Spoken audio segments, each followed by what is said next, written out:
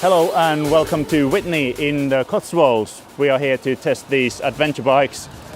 Basic spec adventure bikes. No bells, no whistles, no heated seats, no quick shifters. These are the base spec bikes. So a lot less money and a lot less technology on board. But they are still very good bikes. And we have a 100 miles route across the Cotswolds to see exactly how good they are. So the bikes we are testing are Triumph Tiger 900. We have the rally version, so it's the lower one of the two rally versions. Triple engine, 900cc, 11,700. It's a pretty decent bike. The second one is Suzuki v-strom, the 1050 new for this year, and it's the cheapest one of the lot, under 10 grand. Then we have Kawasaki versys. It's the biggest, heaviest, most powerful of the lot. It's got the 4-cylinder engine and it's the most sport touring-y of the adventurers. And last but not least, we have the Africa Twin, parallel twin, and it's the most expensive of these bikes. It's £13,000, but it is still the basic package. So the weather's not getting any better. We better go and ride. To help us with this test, Kais have kindly supplied us with some gear. We've got the G701 gloves, brand new for this year. We've got a V501 vest, and Mikko's wearing the J501 jacket.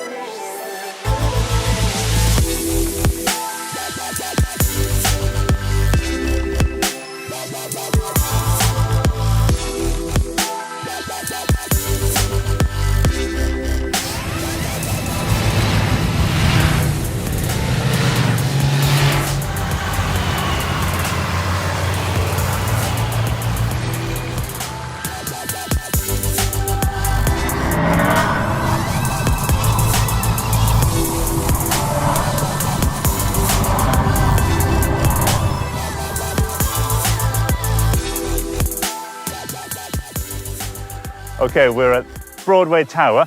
We started in Whitney this morning. We went through Bolton on the water. Lovely little village, proper Cotswold, little stone bridges. There's the Cotswold Motoring Museum there. And it's really nice and sunny now. It hasn't been. All morning it's been miserable, really wet. But it's beautiful now. Beautiful now, and very thankful for the Kais kit so far. That's keeping me warm and toasty. I've got my, even though we're not riding, I've just got my heated vest on right now, just staying toasty, so that's good. It's also been interesting to notice the bikes. Weather protection on them is quite different. I like the Triumph. It really keeps you out of the wind and water. Yeah, so the little fairings along the side there just seem to deflect it off your legs a little bit, which is great. It's just sort of what they're designed for, isn't it? They should be capable of dealing with the worst of the weathers, but the Triumph seems to be exceptional at that. I mean, I've been riding this v-strom and I'm loving that. Obviously it's the cheapest of the bunch. It's just shy of 10 grand, and it's basic. I'll not pretend that it's not, but it's just a fantastic bit of kit. It does everything. Obviously, you're missing some of the kit. You're missing some of the high spec stuff, but I don't know if it matters necessarily. No, it's a perfectly capable bike. And the Kawasaki is more like a sports tourer. Definitely. The two with the big front wheels, the Africa Twin and the Triumph. They feel more like adventure bikes. Yeah. And then the v-strom, I think, is somewhere in between. I think you're probably right, yeah. Yeah, so we're about halfway round, I think. Just stopped for a coffee and tea cake and some scones, so that's good. So we're refueled and ready to go exploring the rest of the Cotswolds, and yeah, hopefully the sunshine hangs around.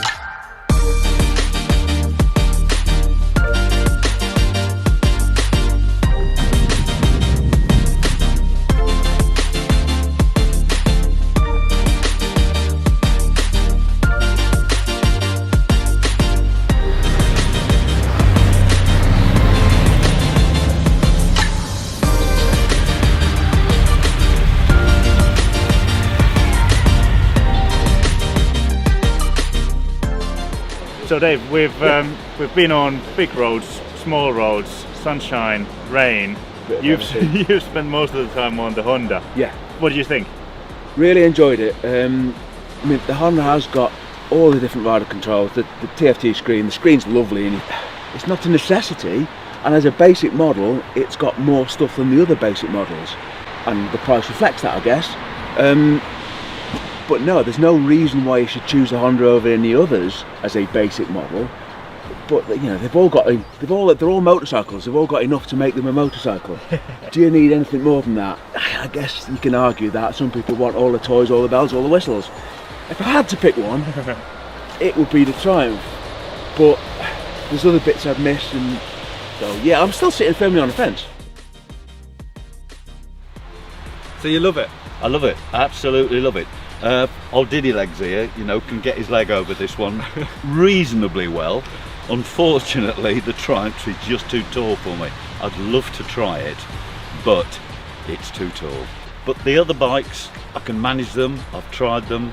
I like the Honda, I like the V-twin, but this Kawasaki, it's got so much grunt of all the bikes. It's perhaps, I don't know how you reckon, Ross, but I reckon it's probably the nimblest of them. It's the heaviest, but it's the nimblest.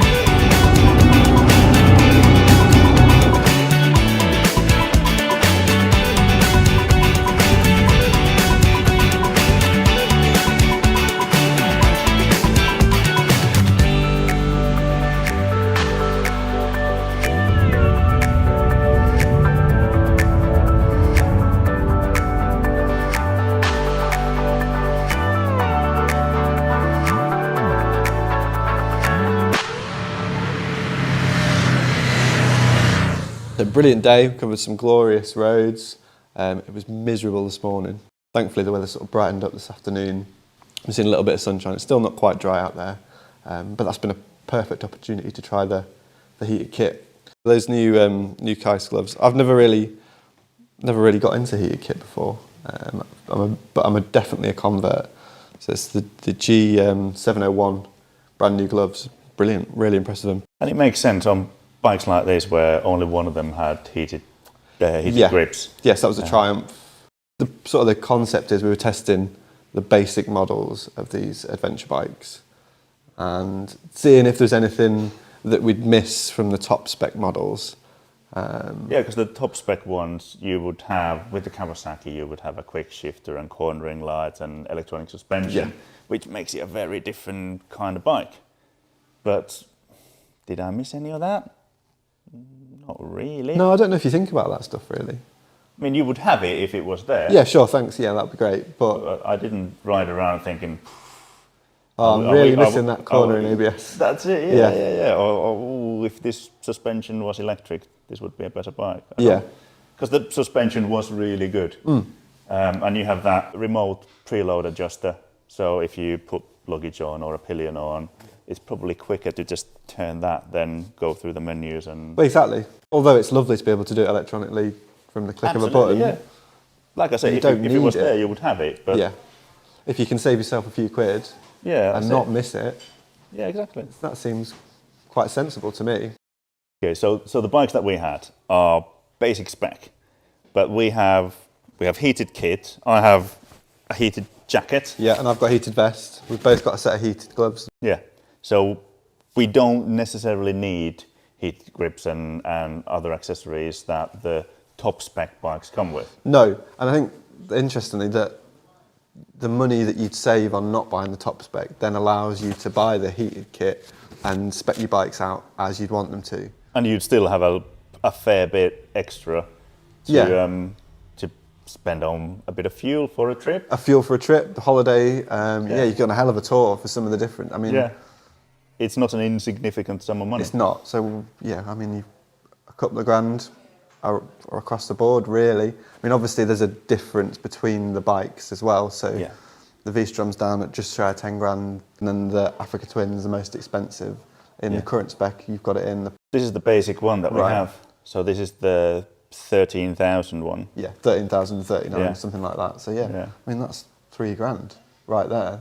That's Obviously, it's a much more sophisticated bike than the V-strom, but then you could add another couple of grand on top to get all that kit, which you can do a hell of a lot with.